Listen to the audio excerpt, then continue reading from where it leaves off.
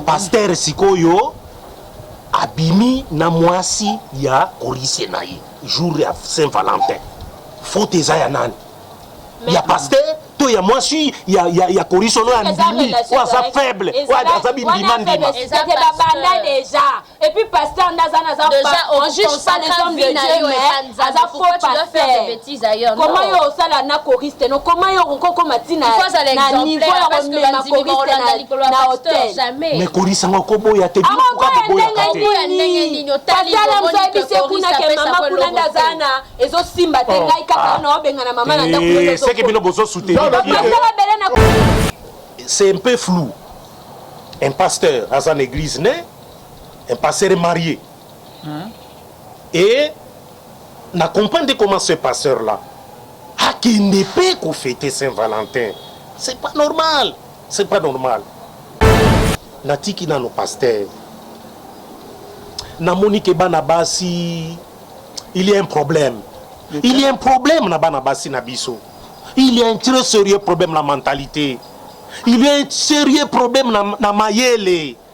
Pourquoi Basi vraiment peuvent-elles se laisser prendre Kakabouye? Likambunini bana basi na biso bazalaka. Pourquoi cette faiblesse boye kaka na mobali? Pona bozui. Nini yango mwasi oza mutu. Okoki ko se laisser vraiment ba memio. On a nini mwasi ya korisa ngo akoki ko funda pasteur. Fundi pasteur yene ba banir yene église ne ba mwasi de Jean Nazareth. Mais à défendre même nous autres on a ye, à défendre moi ça ko pas si t'attends à peine à bomengote moi ça alingara azakana mwelo mobo yangwana zane papillon 5 na bali non papillon pasteur pe mobali mabe comment ya ça d'abord ya ça homme de Dieu yene nya koko mona kaka nini wana mwasi ya wa so pe ya ningani ya nani nae pourquoi pasteur a sali pe mabe mais mwasi a koris pe za pe faible makasi ya lokona basi mususu baboya so bana ba avance depuis quand po benga on fait bisité na mitunaka pourquoi bana basi bazalaka faible so mutu ko ayeka na mbongo na ye kaka abengeka yo na yeka oui bonjour ti omoni eke ko suka soki wa pourquoi bazalaka faible ngana sa ko mituna nde yango Alvin na basi babimeli biso aw ba mekane ko répondre pourquoi sont-elles si faibles si pasteur moi si abatoke ne ko zoyer et la femme n'est incapable ya ko pasteur na sa moi si abatuti bonio parce que ma kamoni no sal faible moko bana basi bazalaka nango na comprendre kati là muso banda ngo ina na Bible Joseph amoni paye moni ba corrige ba Bible Joseph moi si ya Potiphar bandaka ba avance. Ça fait longtemps Joseph Azaki Koboya. Joseph Aboyaka. Mais comment mi pete? Mais bino boboyaka te pona nini? Boboyaka pete. So ba simbio kaka mbala moko. Mbali déjà kolenga lenga. Likambo nini? Yo simba ka seke baboyaka te. Okutana nante ba baboya pe baza. Bo baboya mais si bango nde tozoluka me babona na kate. Yo simba ka ba baboya te. Te na lobi ona simba ka baboya. Atandumba balabala pana muto boyaka. Kasi ya simba ka ba baboya te. Voilà. Shalom bien-aimés dans le Seigneur. Un grand merci Nabino Nyon Stubozo la Nabiso. Bon maintenant toujours que la Nabiso na site Nabino meilleur site la voix céleste Ndela Lula Iska Bonzambe et qui t'en a loyé mon amalo pe na misala simana onto ya ko baki nzamba boye. To croyez wapi elongo na ba frère papi Kongé na motema mama Sylvie Wachini oyo perzo bimsa album Kalamingité qui sera sauvé et Zodi Makalamite yande onanga papi Kongé na depuis Suisse na peso mbote sikozali un grand merci na filo mukwa ya motema ya vivence de homope na la bouche autorisée de l'Éternel les pasteurs fait amis depuis Zurich na Gisèle Lukelo motema ya maman Gisèle Lukelo motema ya papa Emmanuel na Boston pe na maman mami mbunga motema papa Blaise mbunga na Boston bonzambe na bonzambe lola ezofuta simana onto ya kolobaki nzamba boye to koye et les sous et bien aimé dans les Seigneur toujours na quatrième émission c'est rien que la vérité sur bomoni biso de na jijika c'est que makamu ya koloba ya somme ezali bien aimé dans les Seigneur le après ba fête bien aimé il y a ba fête il y a 14 février ba fête ya ba Saint-Valentin bien aimé tomeko solana ndeko na biso jijika likama mo euti kokoya likama mo euti kosalama na église mo songolo na limete bien-aimé dans le Seigneur et toboyi ko citer bakomo de père ke baya kolandela biso na justice eza ya koyina petite sœur ya maman pasteur abengi en tout cas eza ya koyina bien-aimé dans le Seigneur pasteur ya église na ebité ce qui fait tango eza biblique comment to solana na jijika kotala papa pasteur mokolo ya fête ya Saint-Valentin bien-aimé dans le Seigneur leki ya mwasi ce qui peut que abimaki na copain na ye bien-aimé na hôtel o akendaki akeyo pe kokutana kokota ye azokota azomona à partir ya ba 20h bien-aimé azomona pe papa pasteur azobima na couloir ya hôtel ya chambre bien-aimé dans le Seigneur na sœur moko azana kata église sœur ango azali kutu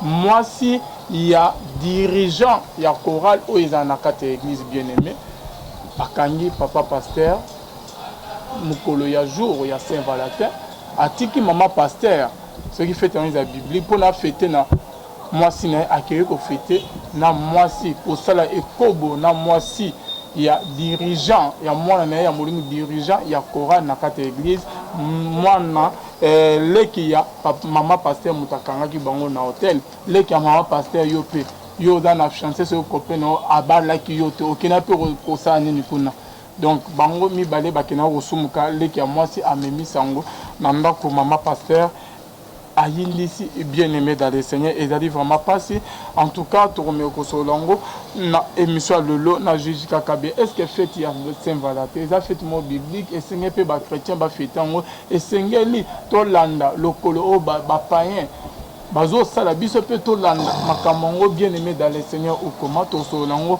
na Jean-Jacques Kabea na émission il y a lelo rien que la vérité et sika bonzambe ekitara na maloba pe simana to lo barake nzama boye to koye et lisusu wapi et bien-aimé shalom jijika oui shalom ndekolvi na moi oza concentré na bible ozotanga makomi jijika bande bazola na ba mona okala sango kote panzan ke biso mi ba tozo kan lisuste lelo bandini okolo bana bande onyos to bazola na de partout bon naza na esengo na esengo makasi yako yeba ke bazalaki na souci moko makasi po na ngai vu makambo elekelaki ngai me nzambe asungaki nzambe azali mosungi ya makambo ebele soko tchelikia na ye nzambe akosalisa yo bisika na utaki nalingi kozongela ngo te mais langaka na remercier du fond de cœur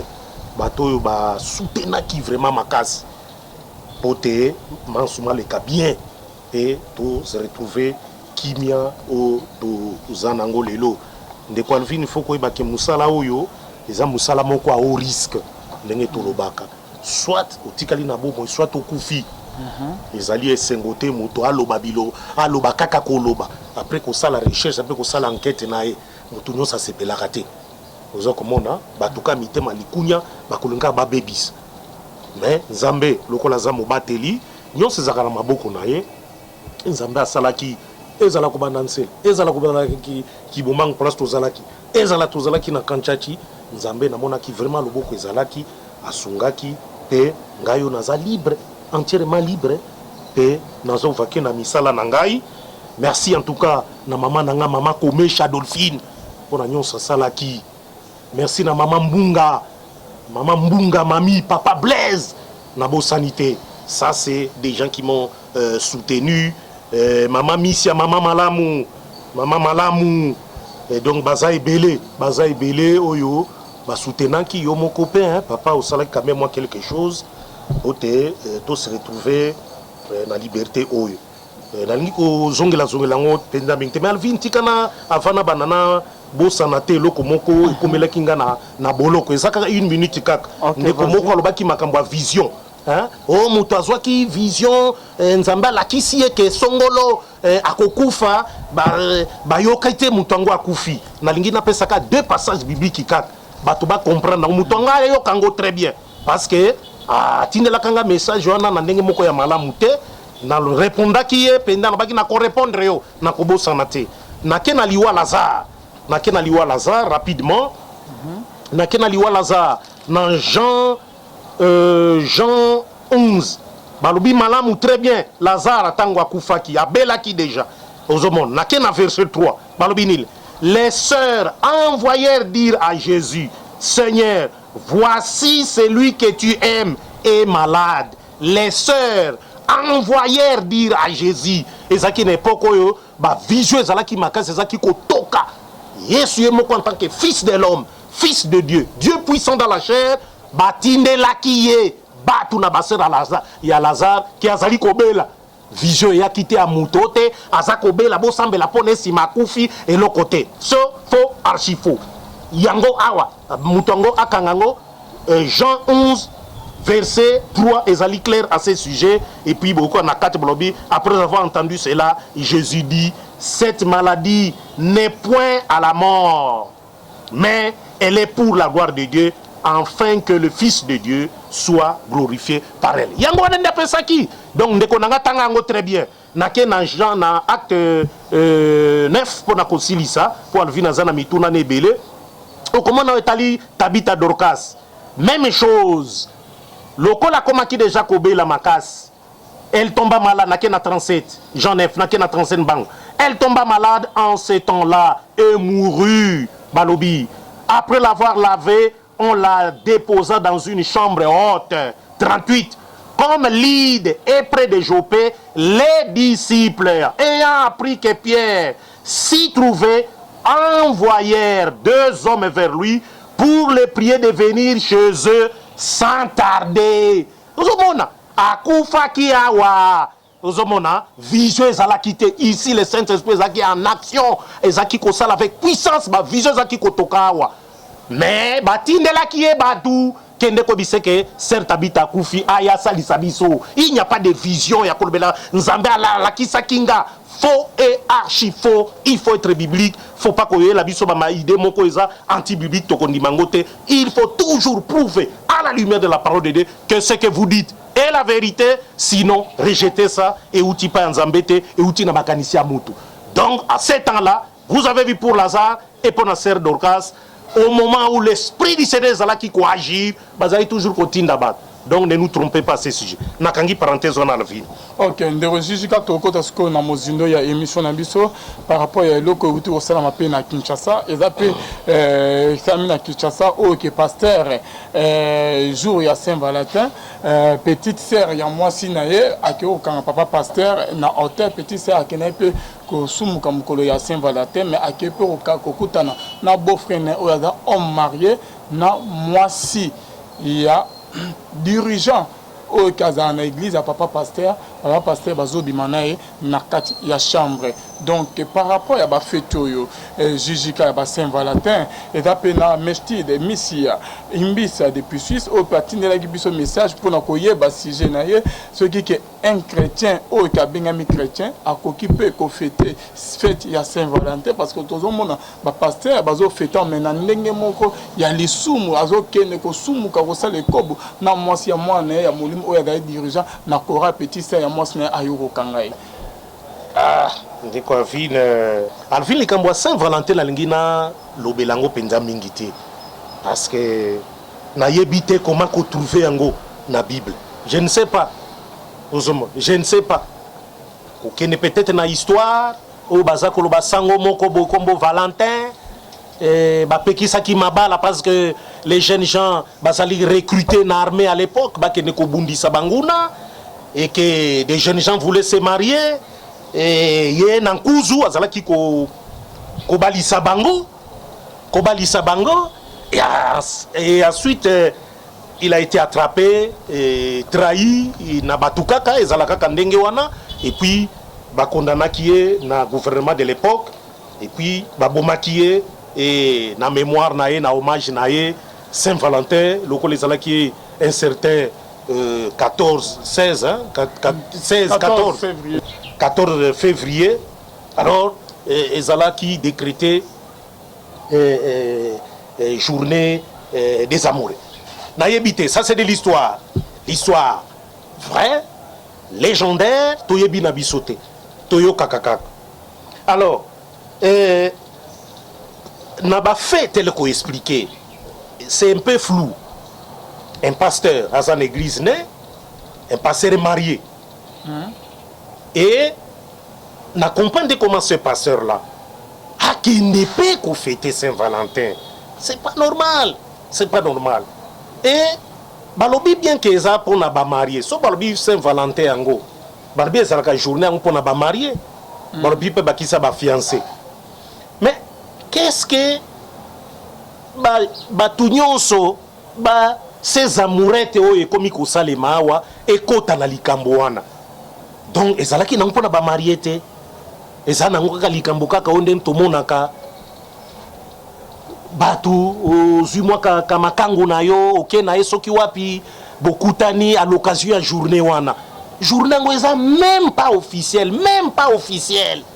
na mboka na biso et reconnaître yango te dans quelle constitution ezali nango te. Vous avez aucun document officiel où elobi que il faut célébrer en ezalité. Ezala ba église, batirbi en église catholique. Wapi yango messe à Saint-Valentin salmi wapi lelo na yebité. Ozomon et un pasteur oyo mutoza censé ya côté le bananzambe, il va ko kendende ko célébrer eloko wana. C'est malheureux point tel passé. Et en plus, à Keko Bimana, moi si il y a choriste. Il y a choriste. Moi si il y a choriste, ça marié to ba fiancé. Bon, la fille m'a expliqué seulement que mon que maman pasteur le biga que moi si il y a choriste, il y a dirigeant dans ba il y a chorale. Ba fille na biso bazana problème sérieux. Natiki na no pasteur. Na Monique bana basi il y a un problème. Il y a un problème na bana basi na biso. Il y a un très sérieux problème la mentalité. Il y a un sérieux problème na mayele. Pourquoi basi vraiment peuvent-elles se laisser prendre kakaboye? Likambo nini bana basi na biso bazalaka? Pourquoi cette faiblesse boye kaka na mobali? Pona bozui. Nini yango mwasi oza mutu. Okoki ko se laisser vraiment ba memi yo. Alvin natanga nasa na recherche na moko ndeko Alvin nalingi natanga ino nasa na sujet moko Alvin oko permettre ngana meka ko lobelango un peu mois plus tard hein ndenge bo confusion koti complètement na ba église lelo ba pasteur lelo bo kabwani tozo bate nini ezali ko salma na mboka na biso même ailleurs nalingi na zokoma mukanda moko en fait bakomeka kosalisanga mais puisque toujours banene Saint-Valentin na zolba makambo basi na kenene na Genèse total apona nini basi na biso bazalaka na yebite pourquoi bazaka si faible boy na kenene na Eve mama ya yambo mwasi ya yambo oyo abandaki Alvin tala yo kapenda na yebite soki place wana nde mayele kozanga mayele makasi uta na bana basi naza na Genèse 3 nazotanga balobi le serpent était le plus rusé de tous les animaux des champs que l'Éternel Dieu avait fait. Il dit à la femme, Dieu a-t-il réellement dit, vous ne mangerez pas de tous les arbres du jardin? Papa, t'as la question à Zakotuna. Dieu a-t-il réellement dit? Mais tant que Nzambe a lobelaki na Adam, il a zalaki te. Ozomon, azalaki te. Azalaki kutu te. Ozomona, parce que soko moni batie na nini na 2, na zongi na sima, na ke na 8. Dieu l'Éternel planta un jardin en Éden du côté de l'Orient et il mit l'homme qu'il y avait formé. Il y mit l'homme. Ozomon. Acheki kuna. Ozomona. Pour na garder. Et na 15 alobini toujours na Genèse 2, l'Éternel Dieu prit l'homme et le plaça dans le jardin d'Éden pour les cultiver et pour les garder. L'Éternel Dieu na 16. L'Éternel Dieu donna cet ordre à l'homme. Tu pourras manger de tous les arbres du jardin. Mais tu ne mangeras pas de l'arbre de la connaissance du bien et du mal. Car le jour où tu en mangeras, tu mourras. Balobi awa mwasi azalaki te. Alvin. Elle n'était pas là. Bakrea qui était. Baeko créé na 21. Genèse de 21. Alors l'Éternel Dieu fit tomber un profond sommeil et s'endormit. Pourtant, comment on a awa? Adam ba bimisele banyama nyonso liboso na ye mibale mâle femelle après si bango ba kombo. Adam amonite oyo ya ye bonde balobi amonite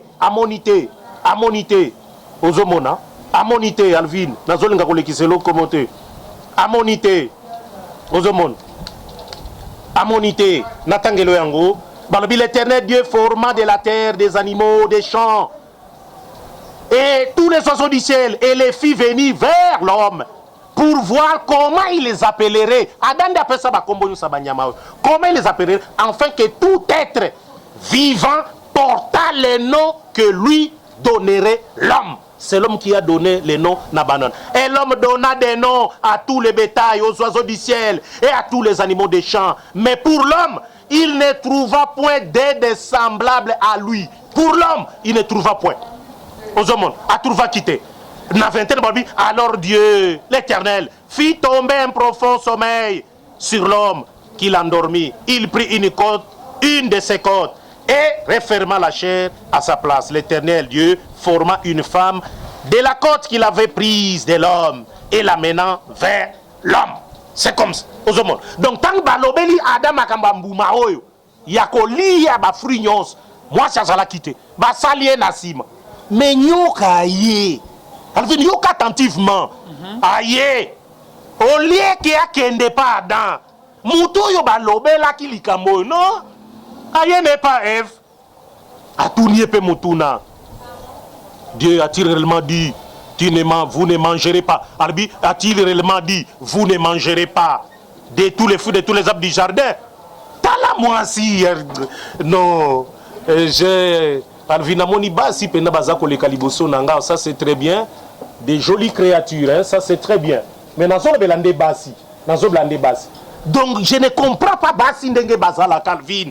Ici Satan nyoka aibisi moi si Dieu a-t-il réellement dit vous ne mangerez pas de tous les fruits du jardin, yoka moi si. Au lieu qu'à répondre, maman bokei, bon c'est là to sur la mamuke. Nalikambo oye concerné même pas hier. Azong c'est une réponse na Satan. La femme répondit au serpent, nous mangeons des fruits de tous les arbres du jardin. Mais quant au fruit de l'arbre qui est au milieu du jardin, Dieu a dit, vous n'en mangerez point et vous n'y toucherez point. Alors, le serpent dit à la femme, vous ne mirez point. T'as la cause. Ah, ouais, moi, si, pourquoi aux alaki ne loko wanate? Pourquoi benga ki a dans ta vie, papa? Ngai tanga lobela ki nga na salaki te. Kende ko lande place azali kuna. Landa ye kuna yo nyoko zana kilope ya kwa kutunanga. Ese nga tangu nzambe asolaki na danga na zalaki. Lelu kene ko luka kuna. Tona bengela yebo solo la makamna bina ba arbre wana. Ngana yebite. Mais tellement que bazala batumoko na yebite soki ndenge nini, ake ko répondre mabe. Nami tunaka pourquoi bana basi bazala ka faible, so mutu ko ayeka na mbongo na ye kaka. Abengeka yo na yeka. Oui, bonjour. Si omoni eke ko suka soki wa. Pourquoi bazala ka faible? Ngana sa komi tu na nde yango Alvin. Na basi babimeli biso aw. Ba mekane ko répondre. Pourquoi sont-elles si faibles? Si pasteur moi si abato que nous consoyer et la femme incapable ya komi pasteur. Mais c'est moi si abatuti. Bon yo parce que makamoni nozo sal. Faible moko bana basi bazala kanango na comprendre kati. Jusqu'à bamde bazo répondre biso jusqu'à Kabeya. Sujet de là que non jour il y a mine il y a ba fête maman petite sœur il y a maman pasteur à Kinaïna na hôtel na copain na so fiancé na ye aki okuta beau frère na ye papa pasteur na moi si il y a chantre na bango bazo bima na hôtel bien-aimé dans le Seigneur il y a on est jusqu'à avec ko se défendre quelque chose ngeli bino hein vous en a dit non maman bo se présente comment nani Naomi et Dina Senda. Ok, Dina Senda, Naomi. Jusqu'à poser une question, pourquoi Basi Bazala si faible? Eza ozala faible to fait. Pour mobali soko azoya pembeni na yo, aoyambala moko te ki alakisi yo ba million ba mbongo. Non. Ayaka nanu ye moko. Après qu'on se connaître, ye peut-être au monde eza flatterie, ayela au moins loko, mais tellement que feeling ezalaka. Okoko bandoro mi pesa mais ezate ko mi pesi pona mbongo non Et ça parce que feeling est commis, tu te dis peut-être un ami pesa pour total là où est pesa. Mais ça quand on a bon côté. Et ça non faiblesse. Et ça faiblesse et ça bolingo. Moi sinda lingara makasi, c'est ça le comble. Mobile alinga makasi. Mobile ya kana bouli ya kosakana. Soka za déjà na makanisa osakana. Ata olingi ndenge nini akosakana. Sikoto ngazo na bouli ya kosakana. Osomba ona ba cadeau. Omoni dezalaka aeli au téléphone amoni on a téléphone à moi c'est WhatsApp et comme mikolo yo amkuto peut-être aux la téléphone les na WhatsApp té aeli au téléphone à WhatsApp bio tellement moi si sikozo mona azo pesa amba cadeau na moni lokola alingi ngai na fanda na ye nzoka nde ye na makanisi na ye alobi aye ko sakana siko yo peut tellement zanza meto kotanga ba penser à mutu ndengeni donc avant na nyaloba si Jésus a autant maloba baksa non ça va répondre bien parce que nalobi nyoka mibala nyoka pe bazali qui viennent tromper bana basi ozomona omoni nyoka kende pa ada aboyi akei pa ya mwana mwasi pour nini webiki asa faible menga na tuni pourquoi est-ce que bango baboya pourquoi baye bakako bazana molimo te akomona ya le feeling avant non bon feeling c'est vrai parce que moni façon ezali nini bango balobi alobi bien que balinga kamingi moi si so alingi avec son cœur mobali palinga na motema pe bon c'est vrai que mibali balinga pe na monoko bazali mais mobali oyo aye kolinga mwasi dans le but akosakana de basho e bayebaka elles savent voir beaucoup batté parce que mobali ton azoya envers yo peut-être ya moni ndeti aspect physique na on des attiré mais yo siko du fort organisa hotel et ça la mobile muso ko la do pendant 6 mois a on lâché yo te tu te dis yo comme na premier boza qui on coupe na mutu mo bo esili obibo o alandanga pendant 6 mois na mekana nous na alors il y a déjà na 6 mois na ya alanda ko kaka parce que ana besoin alia pona akende yo oyeba makambo na ndenge ni mais au fur et à mesure que vous vivez avec lui tu sais pas qu'il y a l'hypocrisie. Il y a l'hypocrisie, non? L'amour grandit aussi. L'hypocrisie existe. Il y a des signes. Il y a eu des gens qui, elle a tellement fait des bêtises dans sa vie à Mibombana. Au Moni, na Congo peut-être baebi que afia na zandumba na kasavubu na bondal baebi. Soit qui na lingua la zui bali. Ekotone biso. Ekotone biso te. L'hypocrisie existe. Mobali tongo oya ya kana bit na ye. Soit na ye osakana, soit na ye na sériosité. Mais tongo azoya bongo na bit na ye ezaka na mutu na ye. Yes, ko aibinde nini akozwa yo. Basi mususu pe ba comme olinga na bit jijika azolinga ke non nazwa elo nazwa na poste o ki nazwa de l'autre côté te. Kasi bino ne bo enseigner biso. C'est biso d'enseigner le côté. Bino ne bo enseigner biso na ba rien enseigner. Bino bana basi. Alors, c'est que tu as été beaucoup de filles. Oui, bien sûr. Alors, tu te donnes à fond, tu te dis que tu es avec quelqu'un, tu te dis ici, donc c'est la fin. Mais lui, quand même, il a d'autres arrière-pensées à la tête ici. Il voit déjà ailleurs quelque part, il se dit que Kounane les affaires. Parce qu'il y a des gens ailleurs, il te donne son argent, ils ont gagné leur confiance, il te donne l'argent. Tu sais pas qu'il y a la pauvreté. Oui, tu sais que tu as besoin de syllabus, papa, ça mais après on est papa na bino kana za bala pesa kambe bolo bakate papa neza na syllabus exact papa ko muto zo beta ba sesio zo sanini e banda ye papa ngo buyo papa ye mutango bozo bimano zo bisa papa na bino te kona nini na oyebisa papa est-ce que biso baba tout vite fait c'est là où le problème est ça donc vous ne savez pas réfléchir et puis botu na kamituna mibala ngo kwana qu'est-ce que tu cherches pembeni ngo oui on veut qu'est-ce que tu veux mais les hommes sont des bons parleurs sont des bons parleurs sont des mythomanes il te dit que ouais toi comme tu es là tu es le genre de femme que j'aime tu es mon choix il te dit plein bref botu na preuve preuve faut le baquer yo kana la kesabina ni sabino preuve na bolima la Congo komani yo ka preuve za d'abord parents yo kana le problème c'est na comprendre les abino c'est-à-dire quand tu vois un homme venir pana yo moi relation mon koboyi mais pas ba parents tout na toi tu as des parents ba parents moi j'ai ba 6 fois wapi mobali ba doté pendant 6 fois mais mobali yango babala kaite eza mobali mususu aye ko sakana akoyia penda si s'agit même abala yo abali non na une amie là on ne sait pas citer son nom et salama babala vraiment babali alliance toke pe mariage et salami mais après toki mobala kembo comme ça bali moi si mususu kuna po bitne za mais pour nani donc il faut se poser la question pour nani asali ndenge wana tant musu a découvrir que bino bana ba téléphone bino ezana makambo ebele ba téléphone na bino wana bon comment ba aime moi déjà moi maman donc quand il y a un problème il y a des gens qui sont là les parents il y a zolo baté il y a le baté il y a zolo baté le banane yo pe le banane ah non pour ça on comprend le banane pe en tout cas parce bino ba téléphone na bino beaucoup de si patati patata OK vas-y ouais babo ya moi si pour un téléphone quand il y a un problème le problème ça se règle il y a le parent qui sont là toi dit to bala baba senga que ba parent bazala pour donner conseil. Donc, si on a moi si un téléphone, message à ma belle, il faut que ma parent, on va un petit parent. Et ça va pourquoi comment qui n'a pas bon régler à faire parce que moi si peut attendre la Liban n'a pas matin. Moi je suis comme ta Liban c'est qu'il y a un problème. Ils ont simbaté manga problème moi si à contact comme le Liban n'a pas se distraire. Au moins ce qu'il faut des années à bino basi. Non, vous voulez déposer la capacité mobile. Grand chose c'est capable de l'amour de l'assurance. Fais attention. L'assurance que maman kuna ke wapi na kutani na nani to na ozonga ezaka yo yo siko ke mbongo ezate ça quand une personne c'est bien à fond une femme peut avoir un gars qui a beaucoup d'argent mais à 5 € ni 10 parce que on t'a bien on t'a bolingo on a mon bail ça PDG il peut te caser il fait tout pour toi il te donne rien mais après ça c'est maintenant toujours là bon ça il peut ba ne peut belé.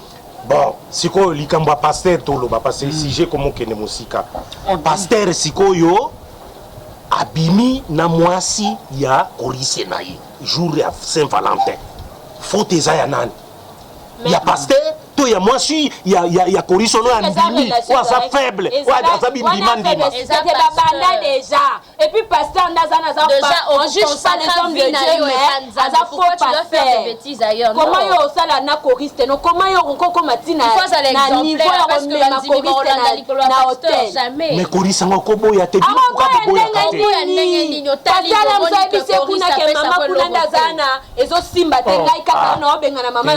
c'est que bino bozo soutenir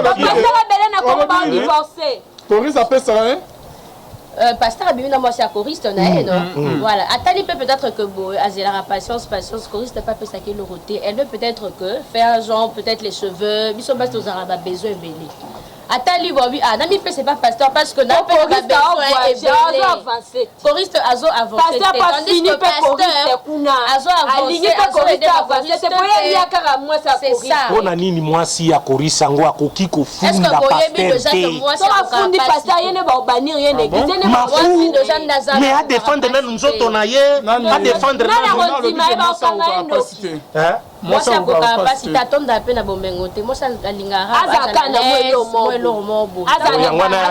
yangwana zane papillon 5 na bali non papillon pasteur pe mobali mabe pasteur d'abord ya za homme de Dieu yene nya koko mona kaka nini wana mwasi ya wazo pe ya ningani ya nani nae.